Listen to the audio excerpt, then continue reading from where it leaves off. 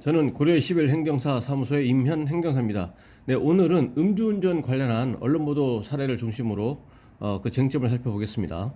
이제 제목은 검찰 음주 교통사고 리지에 징역 1년 구형이라고 되어 있고요. 그 내용을 보시면 음주 추돌 사고를 낸 혐의로 기소된 걸그룹 애프터스쿨 출신 배우 리지에게 검찰이 징역형 실형을 구형했다.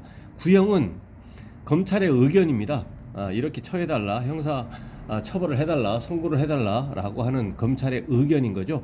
27일 오늘입니다. 서울중앙지법 형사 21 단독 양소은 판사 심리로 열린 리지의 위험운전치상, 특정범죄 가중처벌법 위반입니다.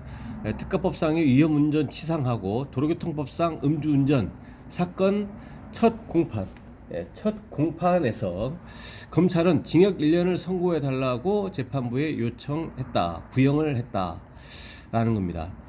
리지 측 변호인은 피고인은 사회적으로 무리를 일으킨 점을 반성하고 있다고 강조한 뒤, 그러니까 범행 후에 이제 반성하고 있는 점, 이거를 이제 참작해 달라라는 거죠. 통상의 경우는 이제 반성문 제출을 이렇게 하는 거죠. 그래서 이제 반성하고 있다라는 거 하고, 그다음에 직접 신고를 했고, 사고가 나자마자 사고 나서 이제 직접 신고를 했고, 피해자에게 이제 사과하고 다음에 합의도 했다. 합의했다. 피해자의 피해 회복을 위한 합의까지 했다라고 밝혔다. 또 리지가 일자리 사업과 유기견 봉사 등에도 힘썼다고 강조했다. 추가적으로 봉사활동이라든가 이런 것들이 있으니까 참작해달라 이렇게 한 겁니다. 리지는 이날 법정에서 직접 음주사고로 피해를 입은 기사분께 진심으로 죄송하다고 말했다. 또 지금까지의 삶을 돌아보겠다. 많이 베풀고 봉사하며 바람직한 인간으로 살겠다며 선처를 호소했다. 앞서 리지는 지난 5월 서울 강남구 청담동에서 승용차를 운전하다 앞서가던 택시를 받는 사고를 냈다. 택시를 추격한 거죠. 차 대 차 사고입니다. 그리고 이제 인적 피해 사고가 있었던 겁니다. 구체적으로 언론 보도 내용을 보면 그 어느 정도 다쳤는지는 일단 알 수는 없고요. 일단은 그 택시 운전 기사가 다친 걸로 일단은 보입니다. 경찰에 따르면 당시 리지의 혈중 알코올 농도는 면허 취소 수준이었던 것으로 알려졌다. 이 면허 취소 수준이 사고가 발생하지 않는다면 단순 음주운전의 경우에, 물론 이제 물적 피해만 있는 경우에도 0.080, 080부터 이제 취소가 됩니다. 그래서 면허 취소 수준이라고 이렇게 하는 것이 전에 보도 내용을 보면 080을 넘어섰다 이렇게만 나와 있고, 또 인적 피해가 있는 경우는 0.030부터 취소가 됩니다. 그래서 구체적으로 이 면허 취소에 해당하는 수치가 이 경우에 리지, 형사 피고인의 신분에 있는 리지에게 그 구체적인 음주 수치가 얼마인지는 언론 보도 내용으로는 알 수는 없습니다.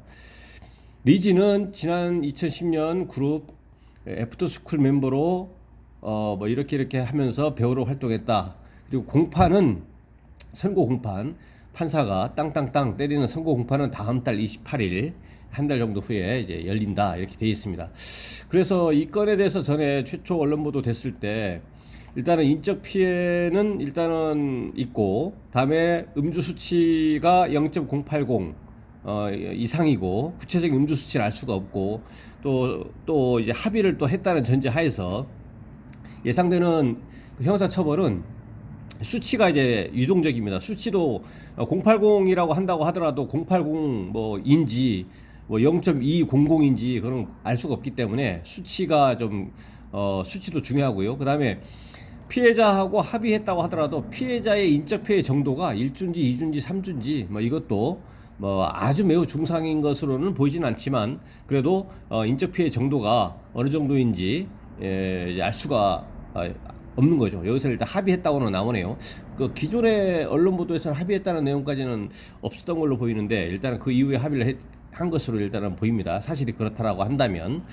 그러면 이 경우에는 최초의 언론 보도 됐을 때 제가 예측하기를 벌금형, 이제 음주 수치라든가 진단 주수 이런 거에 따라서 유동적일 수 있다고 했지만, 형사처벌은 벌금형 1,000에서 1,500만 원 정도의 벌금형이 좀 더 그 가능성의 정도가 좀 크고, 그렇지만 이제 공판 절차로 또 왔기 때문에 또 도로에서 음주운전을 단속하는 궁극적인 취지는 도로에서의 사고 예방에 있는 건데 물적 피해뿐만 아니라 인적 피해가 있다는 사실 이런 걸 고려하면 이제 징역형의 집행유예 선고 가능성도 없잖아 있다. 그래서 징역형의 집행유예 선고 가능성도 일단은 있고요. 그걸 배제할 수는 없는 것이고 그렇지만 지금 이 벌금형하고 징역형의 집행유예 중에서는 저는 이제 벌금형 가능성이 좀 더 높지 않을까라는 생각이 듭니다. 물론 징역형의 집행유예 선고 가능성을 배제할 수는 없습니다.